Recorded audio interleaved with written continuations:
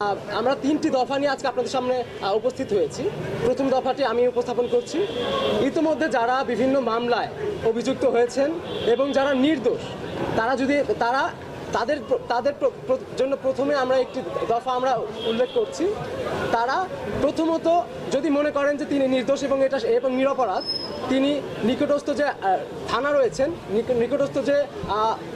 থানা রয়েছে সেখানে গিয়ে তারা যোগাযোগ করবেন এবং যেই নম্বর থেকে এবং যেই মানুষটি তাকে জানিয়েছে যে আপনি অমুক হত্যা মামলার আপনি আসামি, এবং এখানে এমন বিষয় সামনে এসেছে যে যাদের নিরপরাধ যাদের এখানে যুক্ত করা হচ্ছে তাদের দুটো কারণে আমরা খুঁজে পেয়েছি। প্রথম কারণটি হচ্ছে ব্যক্তিগত শত্রুতা বা আক্রোশ, এবং দ্বিতীয়ত হচ্ছে তার কাছ থেকে অর্থ আত্মসাৎ।